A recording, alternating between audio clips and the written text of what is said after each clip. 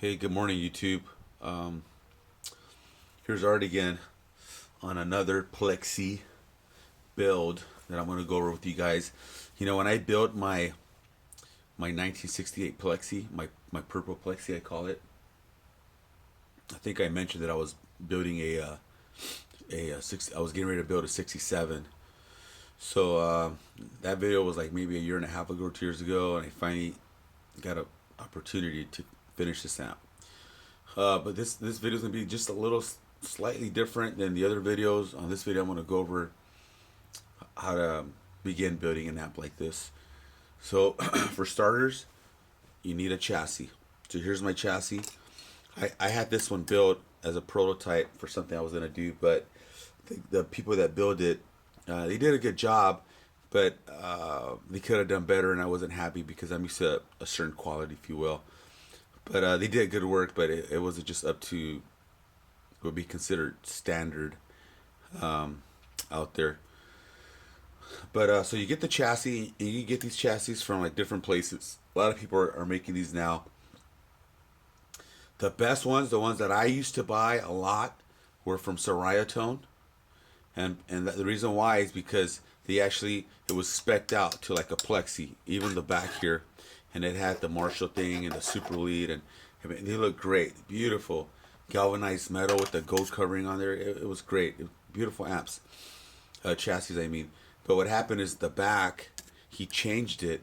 He changed the back and he added like little jacks to test your bias and a switch to manipulate the bias. And I don't like having a switch out here to your bias because he could accidentally get moved and then you'll mess up your amp or fry the tubes. Right, so he did that, and then he added like a switch, like a half power switch. Then he got rid of the voltage selector that normally sits here. He got rid of it because you could wire your amp without the voltage selector to any voltage in the world, 240, 220, 120, just by changing the wires. So I can see why he did that. I mean, and Jim Marshall did that as well on some of his amps. But for your impedance selector, he used that cheap switch that I think costs like $6, and it's like a potentiometer, but with soldering lugs for your impedance. Here it's not right, and a lot of these amp builders use that, and they use one of these. They use one of these right here for your impedance selector, and I don't like that. You could move this, you could bump this and move it. So I like the original kind. So that's what I use. So he changed that layout, and I just stopped. I'm like, oh, I can't use that. It's not going to work for me. And the only downfall to that was that now when I buy a chassis from, like, let's say Valve Storm, his back panel, the gold here, is very thin, like the reissue plexis, and I don't like that. And you have to add more spacers on your jacks, and especially on the front too for the input jacks, because it's thin. So what Nick and Tone did, he kept the front original to what it's supposed to look like. So what I do now is I order front panels from him, and I buy the chassis here in the United States. So you could buy, if you don't care what the amp looks like. I like to do my stuff error correct because that's just me. But if you don't care what the back looks like, I mean, the stuff that he added here is very convenient for amp users, not for amp builders like me, but for amp users. So I mean, there's nothing wrong with it. It's just different.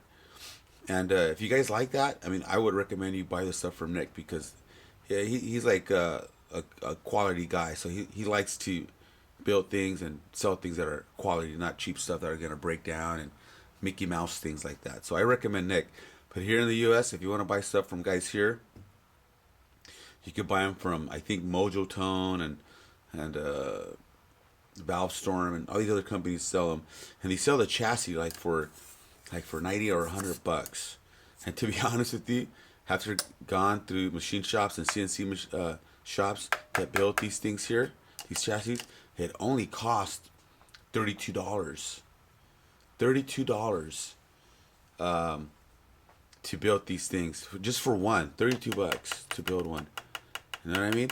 So I don't know why they're being sold for $90. I really don't. So anyways, so now you have your chassis, you get your power transformer, your output transformer, and your choke. And where can you get those at? You get them from anywhere. But the person that I recommend to get them from is Marstran. I can't remember his first name. I think it's Mark or Brian. Mark Wallace, I think.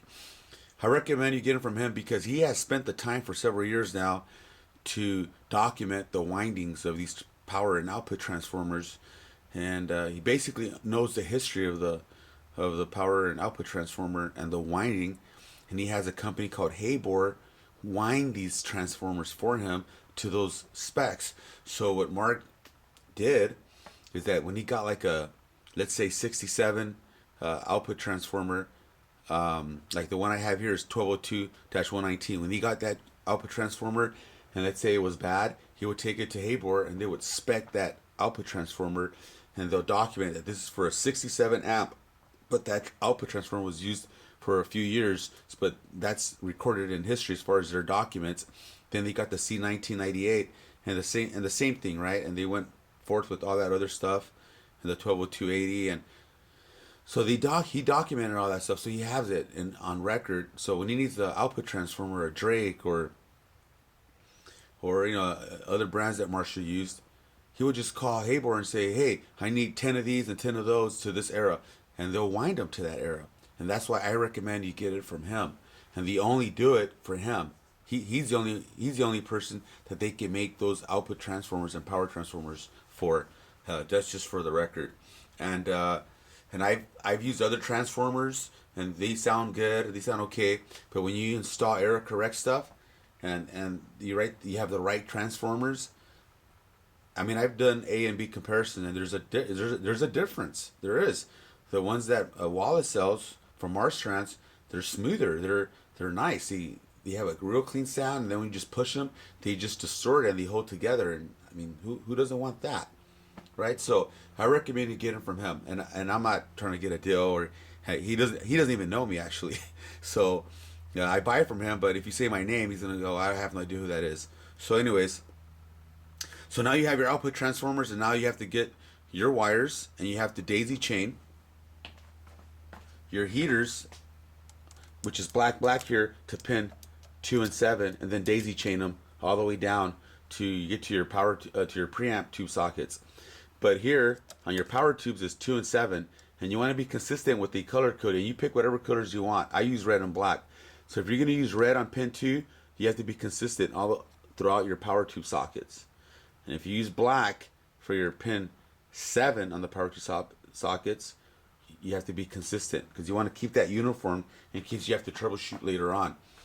The preamp tubes, the same thing as far as consistency, but the pins change.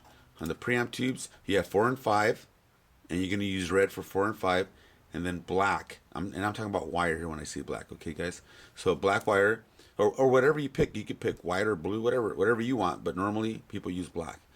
So use a black wire for pin 9 on the preamp tube socket. So now you have your heater wires are connected. Great. Now you have that done. So you're progressing on the amp. So when you get over here, you're gonna hook up your primaries, and they're down here, and you can't really see them, but it's red and brown. Red is start, brown is finish. What that means is you're always starting from your left, like when you're writing, from left to right. So here you install the red, and then the brown goes here. So this is start pin on this power tube socket. That's start, and this one is finished. So the red goes here, and the brown goes here. I actually wired it wrong. I have no idea. I know this information, but I wired it wrong. And if you do that when you're done, it's gonna make this loud hum, and you'll know that that's the problem. You did the primaries wrong. So now you have your primaries hooked up correctly. You have red and brown. And if it's a 100 watt amp, you need to jump a wire to pin 3 on the last power tube socket, and jump a wire to your very first power tube socket. Okay, so now you're done, and now you have a center tap. That center tap is hooked up with your choke, and we'll go over that later on. So now you have your secondary. Your secondary wires go here. You have 4, 8, and 16. I'm sorry, what is it? 4, 8, 16? Yeah, 4, 8, 16. And then you have a common wire, which is a brown wire here. So here's your connection there. And just to go over it real quick, very quickly, sorry guys. So here's your primaries, red and brown. Here's your white, your center tap, and this is your impedances, color coded. So 16 is green, yellow is 8, black is 4 ohms, and then common is brown. Common means that's what you're going to use to ground.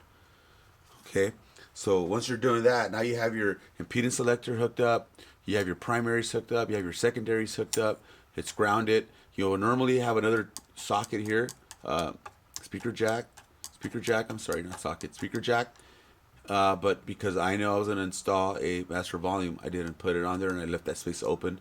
So this is hooked up the way it is right now. So you have your common here and it's grounded here. That's how you want to do it. Okay, so now you have all that hooked up. You're getting very close, right? So now you hook up your potentiometers, right? You get them ready, correct value potentiometers. You run a bus wire across for grounding, and then you just start prepping. You get it ready, and that's all you need to hear. You can install your knobs, but you don't have to.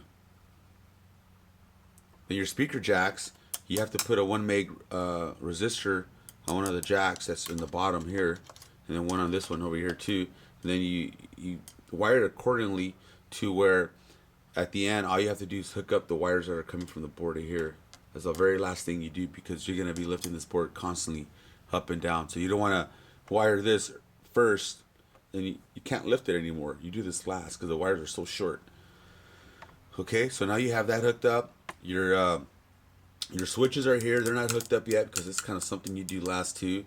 Your lamp here, your on and off lamp, is hooked up with your heater wires that are over here on your very first power tube socket. So what you do is when you use your heaters on the power transformer, you don't solder them. And then you get your red and black wire, you get them ready, and then you run the wires that come from here over there. And then when everything's together and snug, then you solder all 3 wires on each pin together.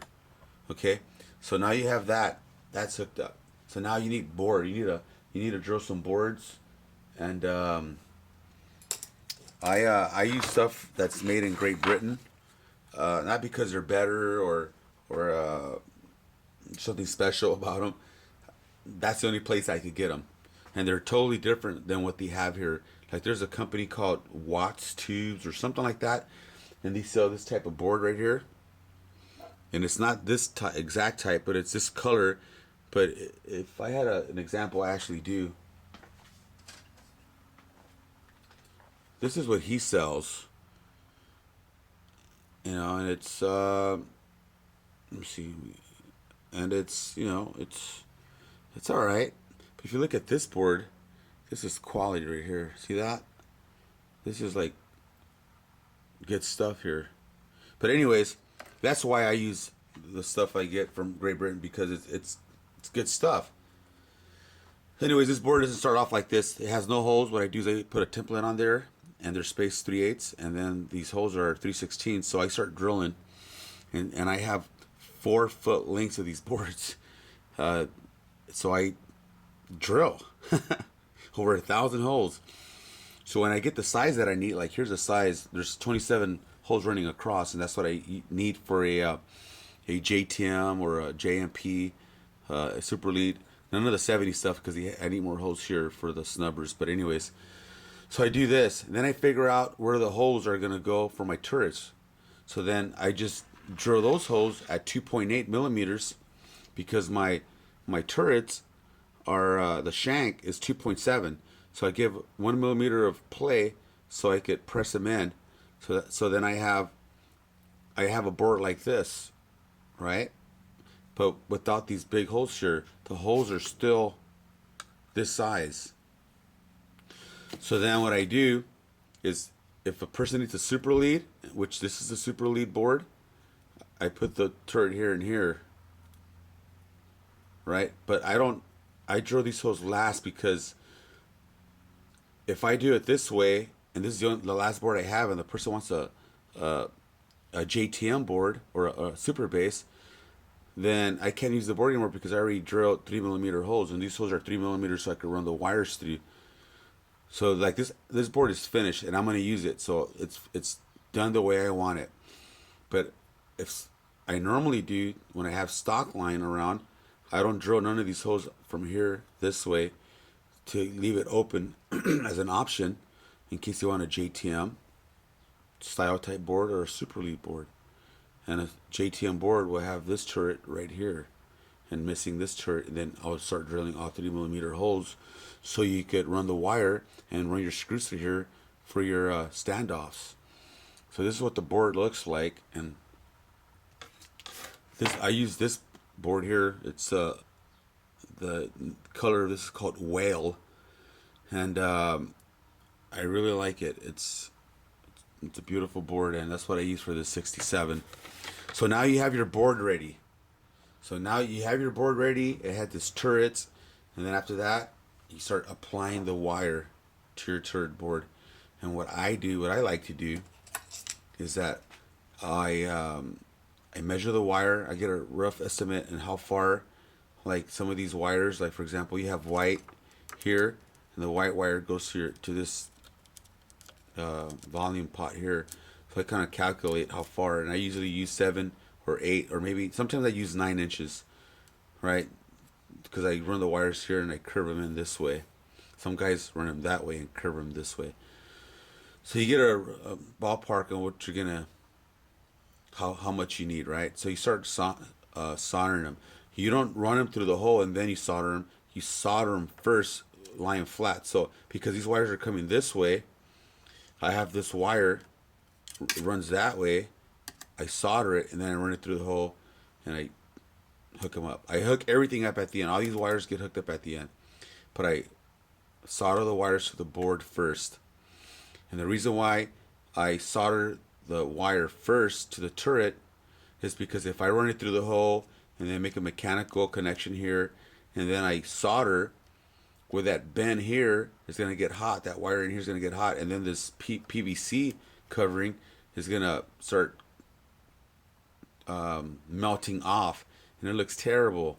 I had a problem when I started doing my first amps that way because I was being very stingy with the board. So I would solder here first, I'll run it through, solder it, run it this way, and then cut it, and then solder it. And now I just get a ballpark, solder it first, run it through the hole, and leave it loose here to solder later. Okay, so you hook up all your wires onto the board. And now you're gonna hook them up to your pots. I do my pots last actually, but you're gonna do the pots and do your preamp tube sockets.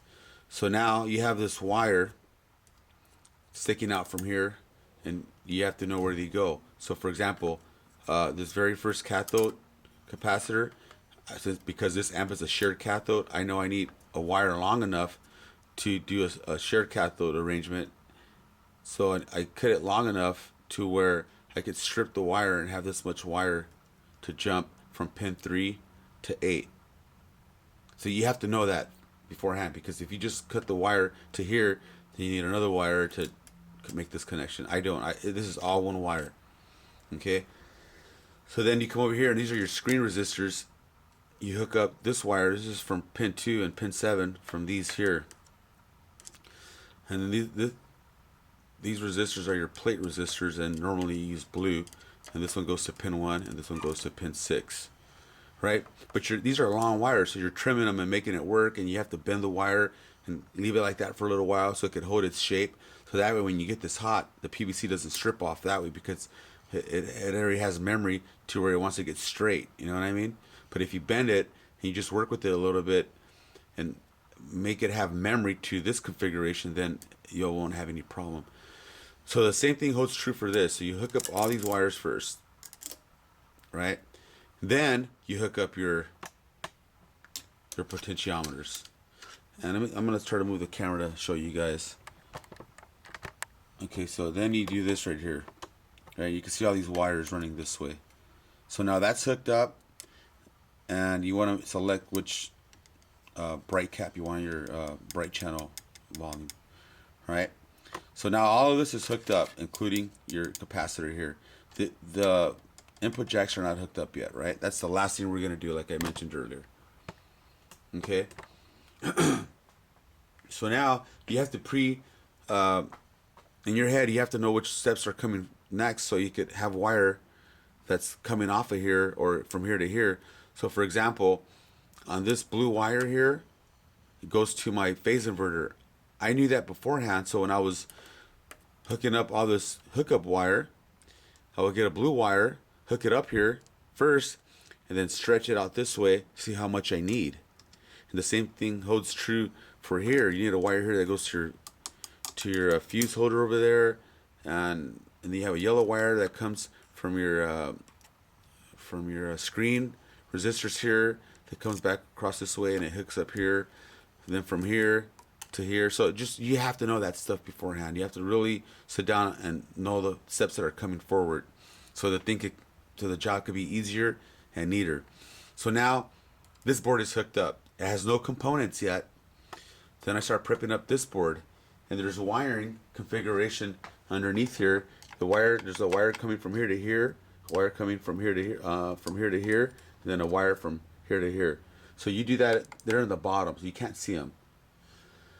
Then you have a hot wire from here to here, and then you have a ground wire from here to wherever you're gonna hook up your ground to. So all that's underneath, and you do that first.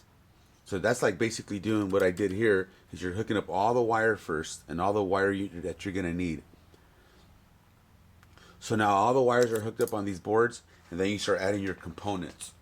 So real quick, and I think I already mentioned it, again, this is a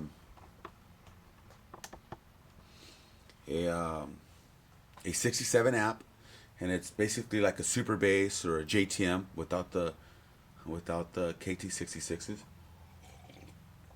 But like I mentioned earlier, now you're gonna hook up your components.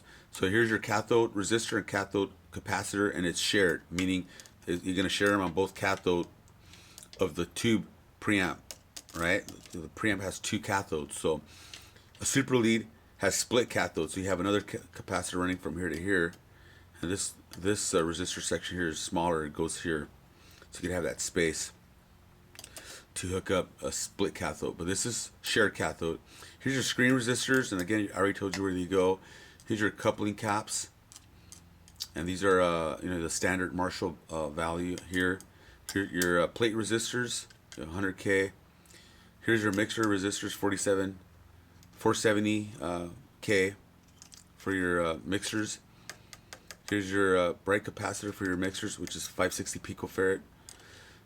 My tone stack is your standard like JTM value, if you will, but I changed it just a little bit. I put a 56K resistor there, and the capacitor here is normally 250, but I added a 270 for a little bit extra mid-range here, and it actually you can actually hear the difference when you add a 270, believe it or not. This preamp filter cap capacitor here, I got it from a guy in Florida. It's an NOS Erie 32 by 32. And you guys know the routine. All of these are mustard capacitors. This amp actually doesn't have a 10K resistor. It's only one 8.2K running across. But I mean, there's a 100-volt drop when I add this here, and I think it's a lot.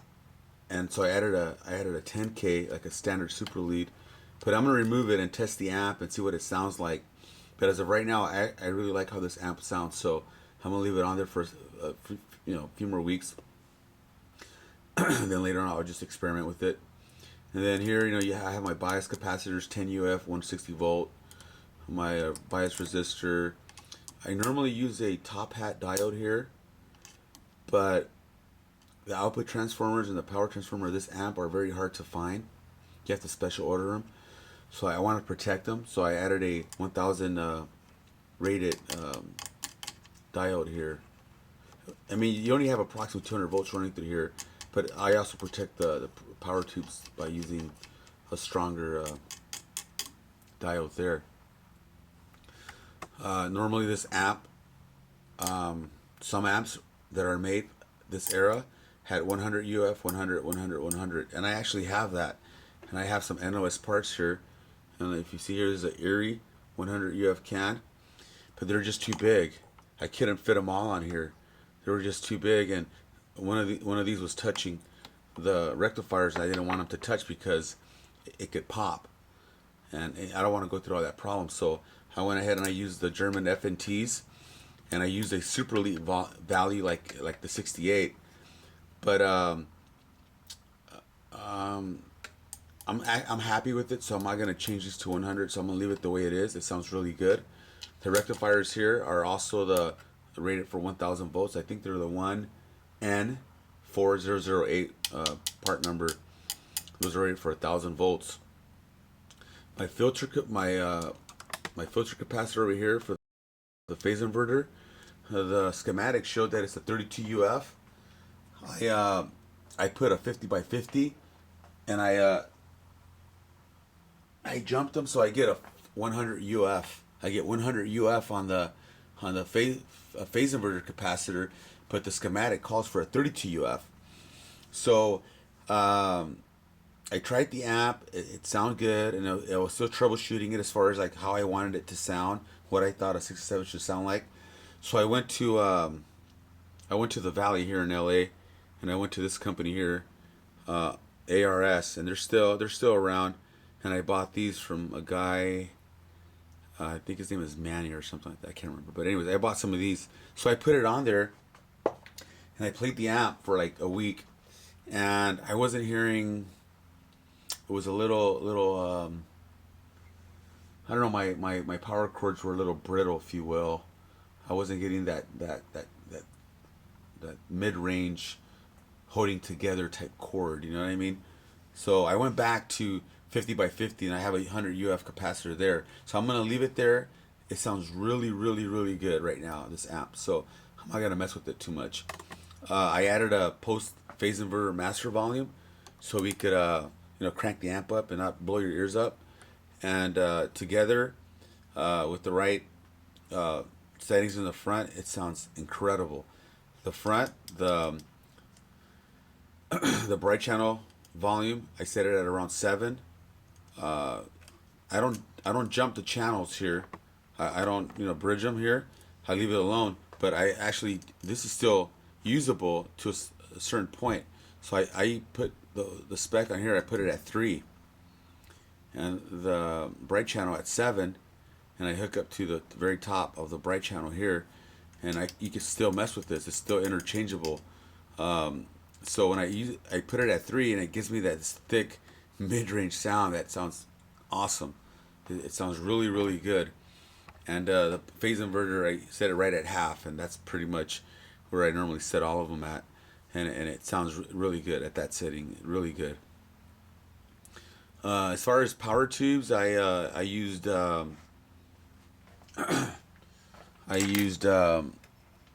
some made in Holland power tubes.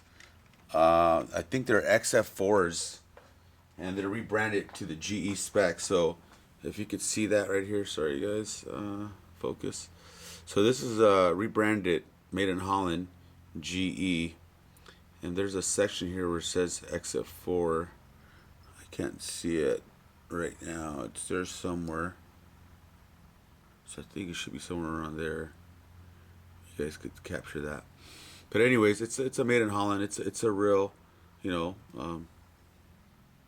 Mullard type specs, but made in Holland. Sorry, focus here. There you go. There's a pinhole. Right. So it's an XF4, and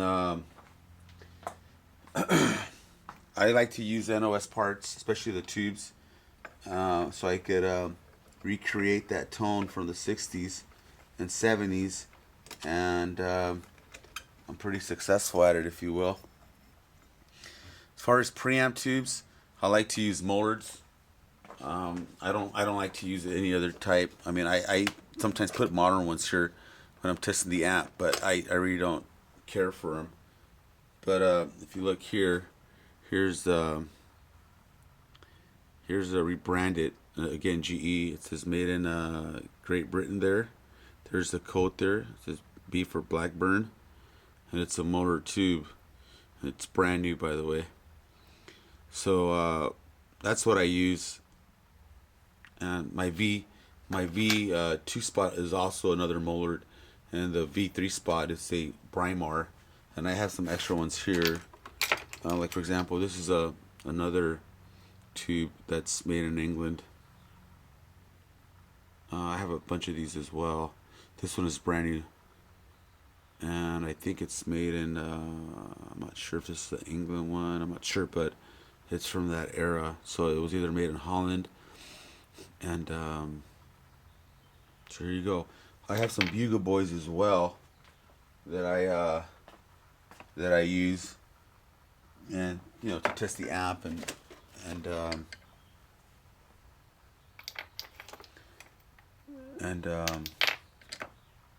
you know, for what I want to choose to use. So I have a bunch of those too. So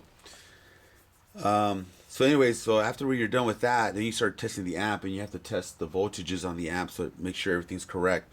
The output transformer in this amp is a 1202-119, and what happened back in '67, they were still experimenting with their 100 watt amps because they finally got an amp that they could use that doesn't have two output transformers, and they started using only one output transformer. So when they got the JTM 66 to one output transformer, they went ahead and started using EL34s, but that amp was actually made for, the output transformer was made for KT66s. But they started using EL34s, and the front panel changed to a JTM black flag panel, and it was a 100 watt amp with EL34s. So sometime in mid '67, they came out with the very first EL34 amp, which is this one right here. And I think the serial numbers were like in the 700 range. So the output transformer that they were using was a 4K impedance output transformer. So Jim Marshall and his engineer, they designed the same bulkiness of output transformer with an impedance of 1.7, but they kept the same configuration of the output transformer, which was, it's a big transformer, but with the smaller impedance. So it just gave the amp just more power, and that's the output transformer that I have right here. On my power transformer, I bought these output transformers from a guy who wasn't going to build this amp anymore, and he never gave me the schematic, so I had to send these output and power transformer to Patrick. So I want to thank Patrick for helping me. I sent him to Mercury Magnetics so that I could get the schematic for it. So we identified that this output transformer is it's a 1202-119, and it has the same wire configuration as the C1998 output transformer that was used later. The power, excuse me, the power transformer, I think it's a 1202-43 or something like that. I mean, there's a lot of power coming out of this power transformer. So, I mean, the volts on here are like 490, already biased at 70. So there's a lot of voltage running through this amplifier.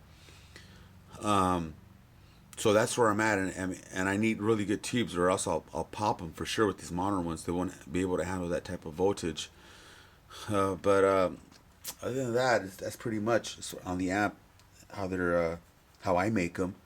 I'll make another clip that would be for you know, the sound of it. I'll use some 1983 greenbacks made in England 25 watt speakers.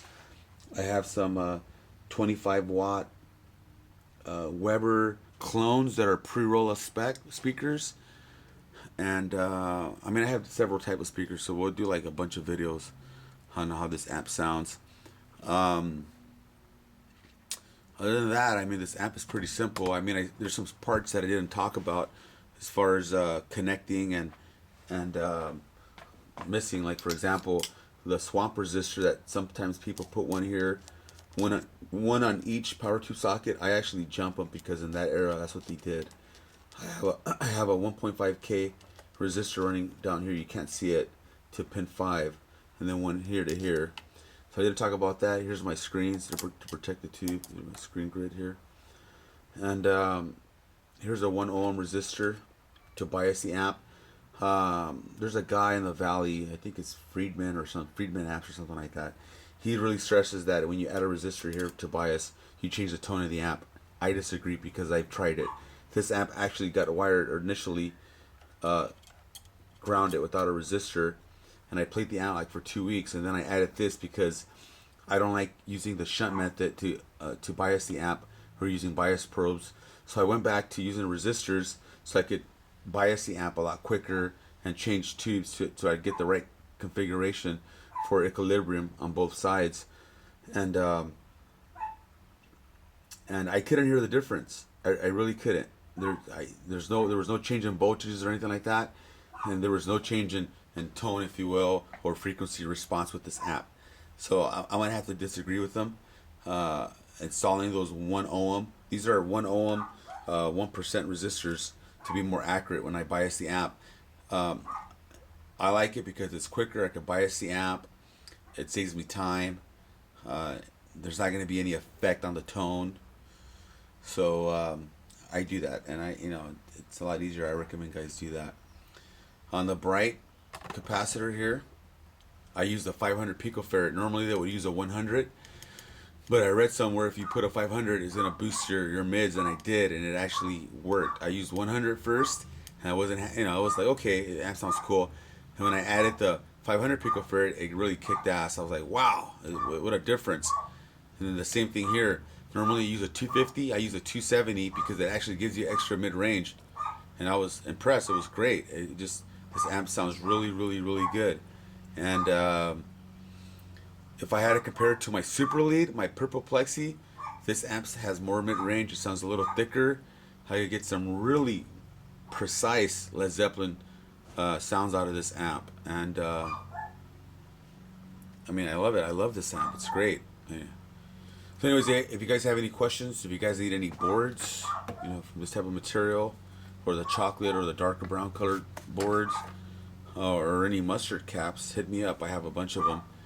So, hey, thanks for watching.